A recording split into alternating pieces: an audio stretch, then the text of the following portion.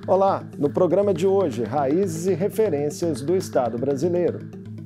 As influências ideológicas que balizaram a montagem da nossa máquina estatal e os protagonistas desse processo em diferentes contextos históricos. E os possíveis paralelos com o regime democrático atual e suas crises. Eu converso com o cientista político e historiador Christian Lynch, autor do livro Fundações do Pensamento Político Brasileiro, a construção intelectual do Estado no Brasil, em lançamento nacional. Bem-vindo ao Mundo Político, Christian. Um prazer recebê-lo. O prazer é todo meu, estejam certos disso. Christian, o livro é bastante denso, com uma abordagem aí interdisciplinar que combina história, ciência política e direito. O quão extenso foi o processo de produção e quais os objetivos centrais que lhe inspiraram no trabalho de pesquisa e de escrita? Pois é, cara, esse livro aí me levou uns bons 20 anos para escrever. É claro que eu não passei 20 anos escrevendo só ele, mas eu defendi minha tese de doutorado, que foi o núcleo dele, mais de 15 anos. E aí eu fui matutando também, digerindo, procurando compreender certas questões, e aí, enfim, saiu esse resultado que me deixou muito satisfeito. Como você mesmo disse, é uma abordagem interdisciplinar, mas eu acho que eu consegui escrever de uma maneira que ficou bastante acessível, assim, uma linguagem simples e objetiva. Qual é o objetivo do livro? O objetivo do livro é descrever, digamos assim, uma história das ideologias do Brasil, né? Se eu pudesse, eu teria escrito, sei lá, quem sabe se eu não vou escrever uns 3 ou 4 ainda, volumes, mas a ideia era exatamente de tentar descrever como foi a formação do pensamento político brasileiro, como é que ele reciclou as ideias políticas que vieram da Inglaterra, que vieram da França, que vieram de Portugal, como é que elas chegaram na colônia, como é que elas vão império adentro no século XIX. E aí sim, eu vou retraçando essas ideologias que vão influenciar na formação do nosso Estado lá no começo do século XIX, né? Lá é por volta de 1820, 1822. Pois é, como você bem pontua, a obra explora aí as influências intelectuais inglesas, francesas e portuguesas que vieram a moldar nesse pensamento político brasileiro em diferentes momentos. É possível estabelecer algum nível de hierarquia entre essas influências no nosso pensamento? Eu acho que mais ou menos, né? Eu diria o seguinte: a gente tem uma primeira ideologia que é muito forte, eu acho que é até mais forte do que nos outros países latino-americanos, que é a influência daquilo que eu estou chamando de despotismo ilustrado ou absolutismo ilustrado. O que é isso? Né? A gente tem que imaginar, né, em primeiro lugar, que a gente sempre pensou o Brasil como um lugar periférico e atrasado do mundo. Eu acho que isso vai diminuindo com o tempo. Mas isso era muito forte lá atrás, né? Porque o Brasil era colônia, ele estava na América, o centro do mundo era a Europa, primeiro era Roma, depois virou Paris ou Londres, né? Então, os próprios colonos que vinham para cá, que vão formar a nossa elite da época, enfim, eles se imaginavam meio que no fim do mundo, né? Então, eles ficavam sempre pensando de que maneira o Brasil, né, o que era esse lugar aqui. Eu imaginava o quão atrasado ele era em relação à Europa ou Atlântico Norte, depois dos Estados Unidos. E ficava imaginando de que maneira ele podia ser modernizado. Então você tem, reduzindo muito, você tem duas principais ideologias. Uma que é essa que tem a origem no absolutismo ilustrado, que eu já vou dizer o que é, e outra que eu posso chamar que está na origem do atual liberalismo democrático. O que era o absolutismo ilustrado? O absolutismo ilustrado era uma ideologia que tinha na Europa, e ela se aprofunda no Brasil, de que o seguinte: olha, isso aqui é um lugar que tem tudo para dar certo, isso aqui é uma terra enorme, natureza espetacular, rios caudalosos, matas a perder de vista, minérios escondidos, isso aqui pode ser o lugar mais rico do mundo. Só que essa elite pensa assim: mas é o lugar mais atrasado do mundo, não tem civilização, né? A gente tem essa população de escravizados, a gente tem os indígenas, a nossa população é analfabeta, ou seja, tem tudo por fazer. Aí você pensa o seguinte: como é que a gente pode sair desse estado de tanto atraso e chegar mais rápido no estado mais adiantado de civilização? Né? Isso aqui pode ser um império, aí que vem a ideia de Brasil potência, Brasil grande, né? Que é essa ideia do Brasil imperial. Então eles imaginam, a gente tem que ter uma espécie de um autoritarismo instrumental, a gente tem que criar um Estado forte, né? Porque a gente não tem sociedade civilizada, esse que é o raciocínio. A gente precisa usar o Estado, o aparato do Estado centralizado, meio autoritário, o tanto quanto puder para empurrar essa sociedade e criar esse grande país que seria moderno e poderoso. Agora, a raiz desse pensamento é o absolutismo ilustrado, entendeu? Sim. Então, e aí o Estado como influência maior. Isso vai dar origem, né, a primeira ideia de Estado que a gente vai ter no século XIX, e ela vai se repetir república dentro. No Estado Novo, com o positivismo, com um certo desenvolvimentismo conservador, mas também vai ter uma versão de esquerda desse desenvolvimentismo. Essa é a primeira grande influência, acho eu. Christian, então, qual a importância, né, de olharmos para essas origens e influências intelectuais sem perder de vista também as particularidades da nossa trajetória enquanto nação, né? Porque aí vão havendo adaptações, né? Isso que você procura demonstrar também ao longo do livro, né? Exatamente, né? Porque essa coisa estou chamando de absolutismo ilustrado, ela vai dar origem ao que eu chamo de um conservadorismo estatista, que é essa ideia de que o país é atrasado, mas você tem que modernizá-lo, mas dentro da ordem. Então, o Estado é o agente da modernização. A gente tem, imagina, o regime militar, a gente pensa o governo Geisel, né? A gente vê como é que você tem uma sobrevivência grande desse tipo de pensamento. Quer dizer, é um pensamento que nasce na Europa, mas ele é adaptado para cá, né? E assim, quanto maior a potencialidade do país ser grande, né, mais forte é essa ideia de um autoritarismo de Estado. Tá? Agora, também tem uma outra ideologia, que é a ideologia do liberalismo democrático, né? Que ela tem uma origem, né, de baixo para cima, pensa que o Brasil tem que ser uma sociedade civil, liberal e democrática, né, como os Estados Unidos ou como a Inglaterra, e aí você tem um outro tipo de pensamento, em vez de ser unitarista, ele é federalista, né? Em vez dele pensar que a sociedade civil é fraca, ele diz que a sociedade civil é forte. Né? Então, só que também essa sociedade se adapta à realidade brasileira, que é uma sociedade escravista, né? É uma sociedade onde os próprios liberais tendem a olhar para os escravizados, para os índios, de uma maneira meio de cima para baixo, né? Cujo cosmopolitismo, às vezes, os deixa esses liberais meio desconfiados dessa realidade desse povo. Então, a gente tem, assim, no fim das contas, a gente tem duas tradições, em que é o seguinte: uma é nacionalista, mas tende a ser autoritária, e a outra é cosmopolita e liberal, mas tende a ser oligárquica, né? Essas são as duas grandes primeiras linhas, e a descrição da adaptação, então, portanto, dessas duas ideologias que eu procuro descrever, né? Como é que elas vêm da Inglaterra e da França, como é que passam por Portugal e chegam aqui no começo do século XIX e concorrem para criar o Estado brasileiro pouco depois. Um dos momentos históricos em destaque na obra é o processo de independência do Brasil, né, feito sem guerras ou revoluções radicais e com uma espécie ali de transição conduzida pelas elites. Como que isso impactou o país que temos hoje, né, em práticas e relações políticas? Eu diria que a gente sempre tem que... A gente não pode falar em abstrato, porque é abstrato, cada um tem sua opinião. Eu acho que a gente tem que sempre pensar o Brasil, também não ficar comparando o Brasil com a Europa, ou enfim, com outros continentes. A gente tem que sempre pensar quais são as peculiaridades do Brasil em relação aos vizinhos. O nosso ambiente imediato é a América Latina. Então, a gente tem que comparar o que teve diferente do Brasil em relação ao México, Argentina, Colômbia, na Chile, esses países. O que eu posso dizer que eu acho que chama muito a atenção são duas coisas. Em primeiro lugar, é que a gente se transforma o Estado brasileiro, ele começa a ser construído de forma absolutista, né?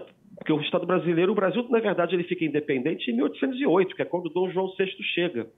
Então, a gente começa a construir o Estado brasileiro debaixo do absolutismo, como se foram praticamente todos os países da Europa.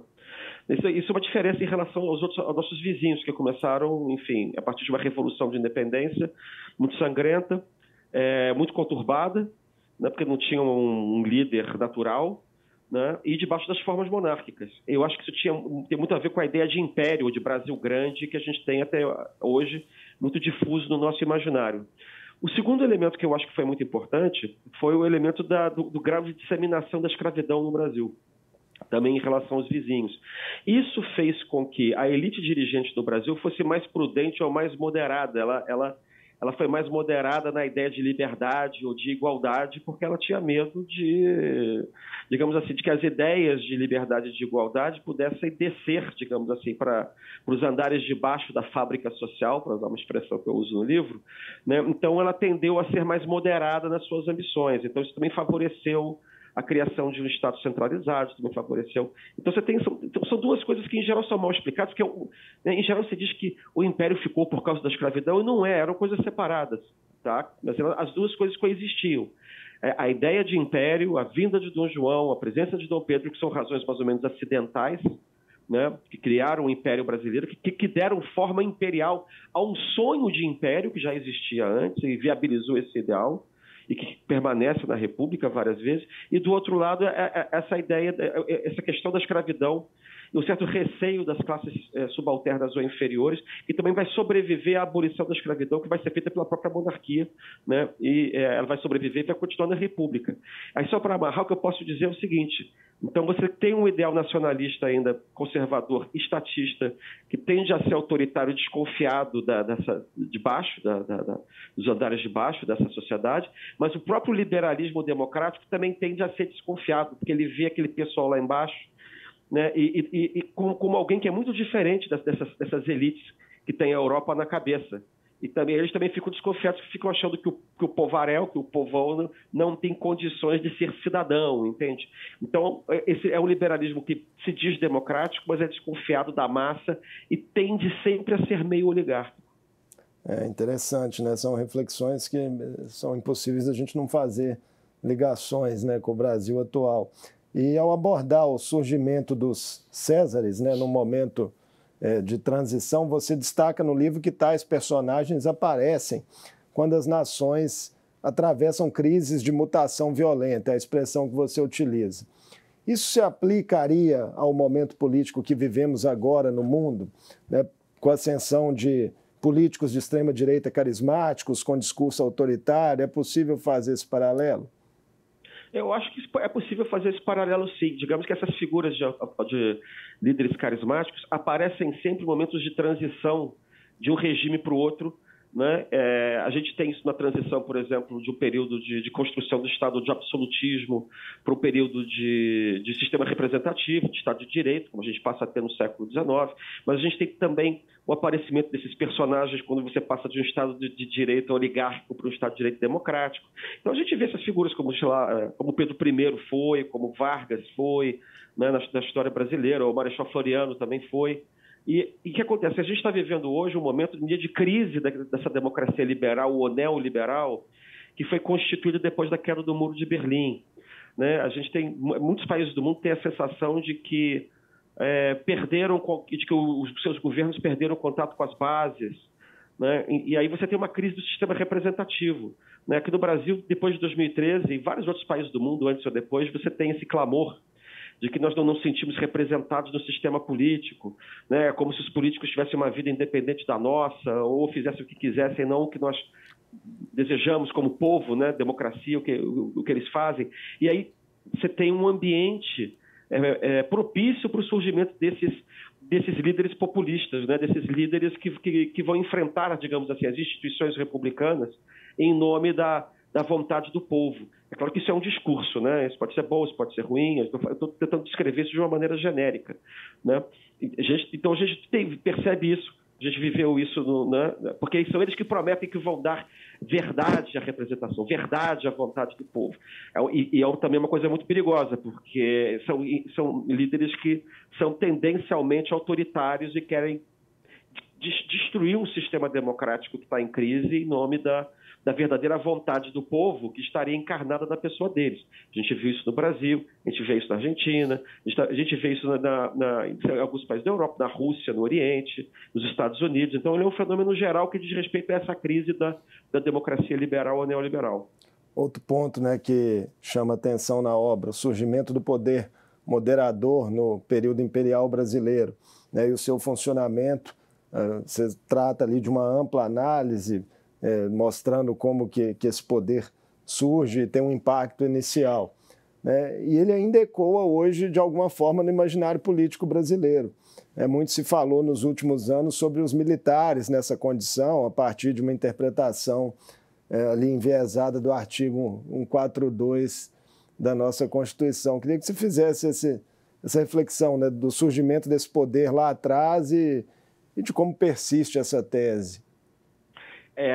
Nesse livro eu conto um pouco, eu falo bastante do conceito de poder moderador, né? A minha tese ali é a seguinte: assim como os países europeus se formaram, os estados europeus se formaram autoritariamente lá no século XVII, XVIII, né, com a concentração de poder em torno da figura do rei, através de doutrinas políticas chamadas doutrina da razão de Estado, né, que o Estado estava, né, a ação dos governantes estava acima da lei, porque eles tinham que lidar com o bem comum, eles não podiam estar presos com a moralidade ordinária das pessoas normais, porque o bem comum estava acima da própria lei, né? Você tinha as doutrinas de soberania monárquica também.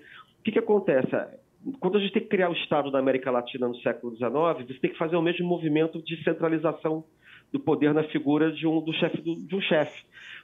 Para você poder imaginar que esse lugar, que não era país nenhum, que não se via como nação, não se via como povo, não se via como uma unidade, né, é a concentração e a unidade do poder que criam isso tradicionalmente. A gente vê isso acontecendo, por exemplo, não mais na América Latina, que você já passou por essa fase, mas a gente vê a mesma coisa acontecendo na Ásia, no Oriente Médio, a gente vê isso na África. Tá? Então a gente tem esse processo. Aí eu explico que a centralidade desse conceito de poder moderador se dá pelo fato de que, na América Latina, a gente já não podia ser absolutista. A gente tinha que ter Constituição, porque a Europa, que era o nosso farol, já tinha Constituição, já eram Estados de Direito, embora fossem Estados de Direito ainda oligárquicos, não democráticos, né? Democrático é do século XX. Então, o poder moderador, quando ele vem para o Brasil, porque ele é uma invenção francesa, quando ele vem para o Brasil, ele passa a simbolizar exatamente esse lugar do Estado unitário em torno do governante que está acima da política ordinária. Entende? Então, ele faz, às vezes, embora ele não seja um poder, ao contrário do que se pensa, não seja um poder arbitrário, vai ser acusado de ser por alguns setores, mas na prática ele não foi, mas o que acontece? Ele fica simbolizando por muito tempo a ideia desse poder que está acima da política, né? E aí você vai ter duas interpretações do poder moderador, uma conservadora e outra liberal.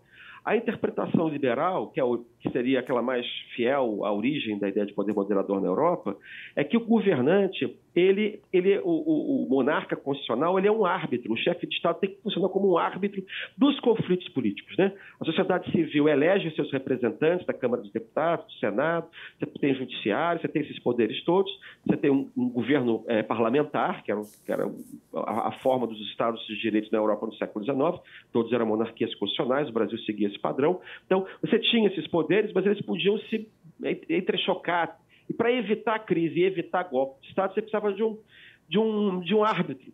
E aí o chefe de Estado ele não governava diretamente, né? Ele só intervinha quando havia uma crise para resolver. E aí ele mantinha a normalidade constitucional, né? Essa era a interpretação dos liberais.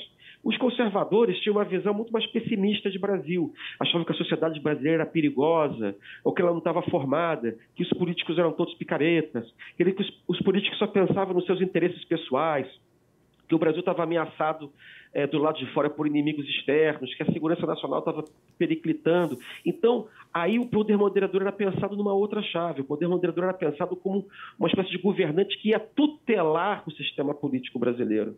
Era alguém que ia dar, digamos assim, ia servir de bengala, ia servir de coluna para estruturar um sistema defeituoso, né? que era esse sistema parlamentar brasileiro. Então, o imperador, né, dizia-se na época, enquanto os liberais diziam que o rei ou o imperador devia reinar e não governar, ou seja, servir como árbitro, os conservadores diziam que o imperador deveria reinar, governar e administrar.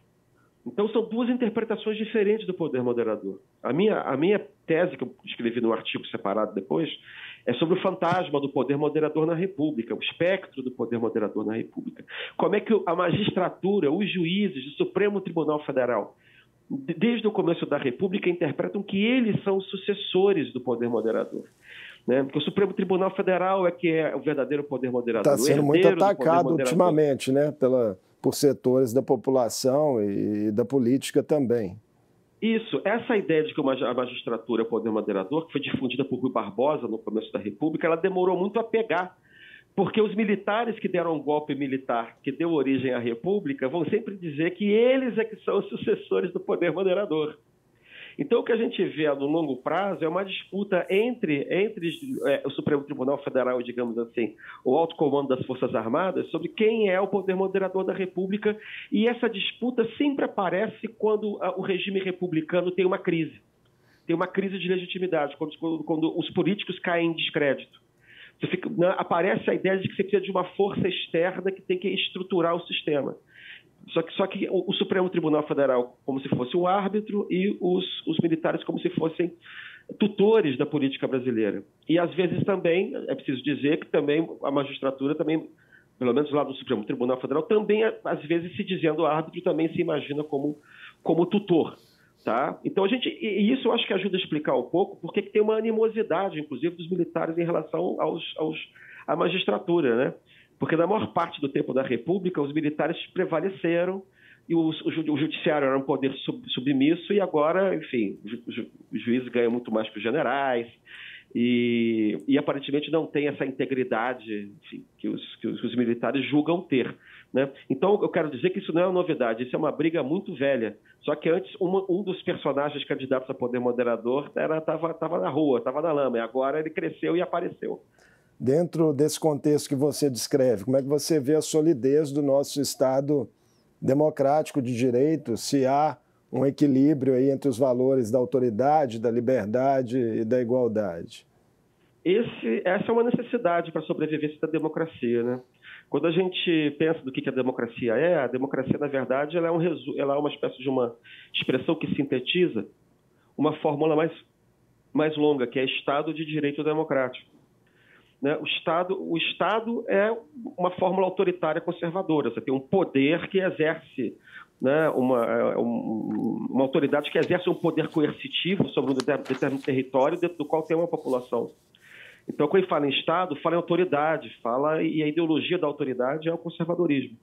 Mas quando você fala em Estado de Direito, você está falando das liberdades individuais. É um Estado que garante o que existe para proteger os direitos fundamentais dos indivíduos. Quer dizer, a vocação do Estado é essa.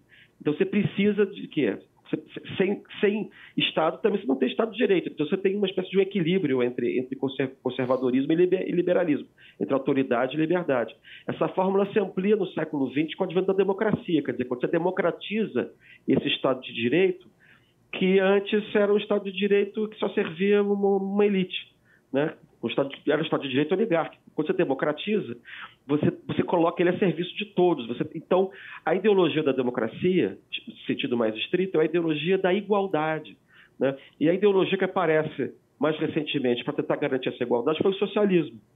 Socialismo no sentido amplo aqui, e socialismo democrático, né, na minha expressão. Então, é uma fórmula, né? A estabilidade da democracia depende desse equilíbrio entre autoridade, liberdade e igualdade. Às vezes, né, você elege governos que têm mais ênfase num elemento do que no outro.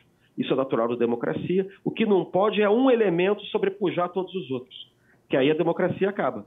Aí a democracia, né, ela pode chegar a um fim. Geralmente é um fim muito triste. É um fim em que a autoridade prevalece acima de todos os outros valores, né? E algo que aconteceu mais recentemente. E o que a gente tem hoje é uma necessidade de equilibrar esse negócio, né? A gente tem que ter uma necessidade de procurar ter uma fórmula pela qual o país, dentro da democracia, volte a ter governabilidade, né? A gente está numa situação engraçada, né? Porque a gente está numa situação em que o judiciário é liberal, o governo é de esquerda e o Congresso é de direita, né? Então, a gente tem um sistema de equilíbrio, mas que tende um pouco a paralisia.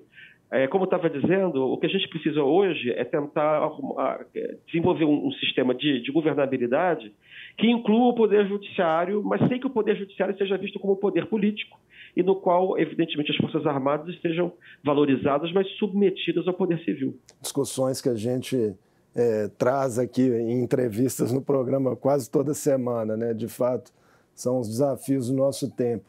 Agora, Christian, como é que você percebe também o nível de profundidade do atual debate político nacional, né, entre protagonistas do nosso jogo político, consideradas aí as nossas raízes intelectuais históricas? No meu livro eu não tenho como entrar no socialismo, eu não chego nem na república, porque eu estou pensando no seguinte: eu quero saber a construção intelectual do Estado. E esse Estado, ele se consolida por volta de 1860 no Brasil, depois do período, né, vocês vão lembrar aí daquela aula de história, espero que vocês não tenham faltado, que falava do Império do Gabinete da Conciliação, né? Ali você tem a consolidação do Estado brasileiro, mas começa também um momento que eu estou chamando de um momento de, digamos, que é a Revolução Oligárquica, que é o momento de liberalização do sistema. Você forma uma sociedade nacional, uma sociedade civil que não quer mais ser governada de cima para baixo. Ela quer se autogovernar. Mas ainda não é o povo que quer fazer isso, é a sociedade civil, é um conjunto de profissionais liberais, né?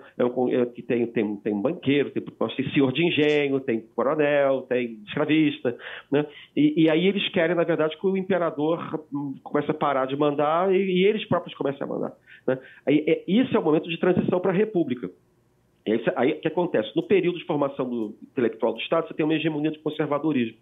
De 1860 até 1920, você tem uma hegemonia do liberalismo, né? Tem duas espécies de liberalismo: tem o liberalismo democrático, tem o libertarianismo, né? Isso que a gente vê o Milei, que a gente vê, sei lá, o Partido Novo. Isso não começou hoje, isso já tem raízes antigas também. Então é um momento em que vão aparecendo outras ideologias que vão formatar também a nossa realidade política de hoje, né? E no século XX vai aparecer o movimento socialista, que também tem duas vertentes diferentes.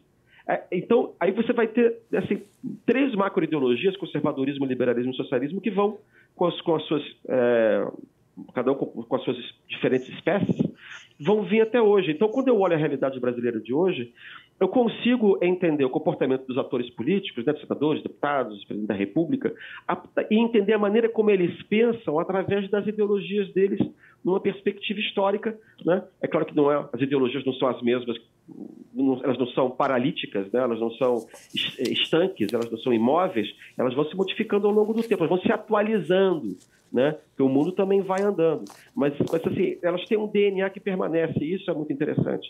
Então a gente consegue imaginar, né, por exemplo, o atual governo federal e a coalizão que ele faz. Assim, então você tem socialismo cosmopolita ali dentro, tem socialismo nacional, um pouco de nacionalismo, socialismo cosmopolita, nacionalista. Você tem mas também tem uma coalizão com os liberais democratas, né? Ao passo que o governo Bolsonaro, ao contrário, era uma coalizão de conservadores estatistas identificados com o Exército, por exemplo, com as Forças Armadas, com libertarianos ou neoliberais, que eram encarnados, por exemplo, uma figura como o ex-ministro da Fazenda, da Economia, o Paulo Guedes, né? E você tinha elementos reacionários, né? Reacionários, aqui é uma expressão técnica, não é xingamento, não. Quer dizer, aqueles que queriam ressubmeter a política à religião. Tá? A gente pode imaginar personagens como a ex-ministra Damares, a atual senadora, a gente pode falar do pastor Silas Malafaia, entendeu? Então a gente tem diferentes ideologias e a gente consegue entender a realidade histórica, mas também a realidade brasileira atual, a partir da forma como essas ideologias se desenvolvem, como é que elas parecem que aparecem, de repente elas reaparecem, algumas somem, outras desaparecem. Aí quando você acha que uma morreu, ela aparece de novo com uma roupagem diferente, e como é que elas vão influenciando e elas vão dando legibilidade, a gente consegue entender a política contemporânea a partir delas.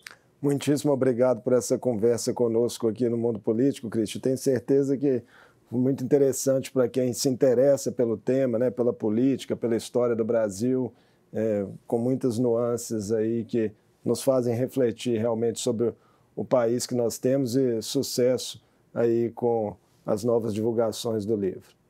Muitíssimo obrigado, foi um prazer falar com vocês. Um abraço. Eu conversei com Christian Lynch, cientista político e historiador. Falamos sobre o livro de sua autoria, Fundações do Pensamento Político Brasileiro, a construção intelectual do Estado no Brasil. A obra recém-lançada aponta tradições, bases ideológicas, eventos e personagens históricos que marcaram a nossa modelagem estatal e influenciam o debate público nacional. O Mundo Político fica por aqui. Obrigado por nos acompanhar e até o próximo programa.